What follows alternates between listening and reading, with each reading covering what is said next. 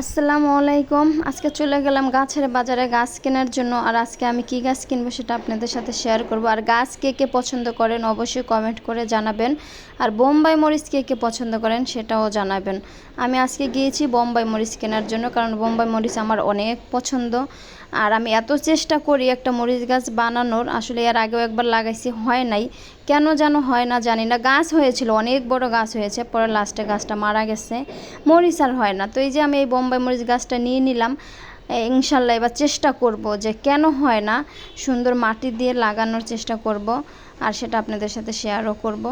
তো এই তো এখানে শুধু বোম্বাই মরিচ গাছ না, এখানে অনেক রকমের গাছও পাওয়া যায়, অনেক রকমের মরিচ গাছও পাওয়া যায়। আর যেহেতু সামনে শীতের সিজন, এই সিজনে কিন্তু গাছ লাগায়, মোটামুটি অনেকেই গাছ দেখে নিচ্ছে। আর একটা সিজন আছে যে সময় গাছ লাগালে গাছ ভালো হবে, যেহেতু সামনে শীত। তো এই যে এখানে বীজও পাওয়া যায়, আপনি চাইলে যেই কোনো বীজ নিয়েও লাগাইতে পারেন। তো আমাদের আসলে এইভাবে করে সম্ভব না, আমরা বারান্দায় লাগাবো, যেহেতু টপে লাগাইতে হবে, আর বীজ নিয়ে লাগালেও অনেক সময় লাগবে, এই জন্য শুধু। আর এই যে এখানে কিন্তু ফাঁস মাটিও পাওয়া যায়, সার বলেন যেটাই বলেন না কেন, এখানে কিন্তু অনেক ধরনের সার মাটি পাওয়া যায়। চাইলে এখান থেকে সার মাটি নিয়েও কিন্তু গাছ লাগানো যাবে, আর সুন্দর হবে গাছগুলো।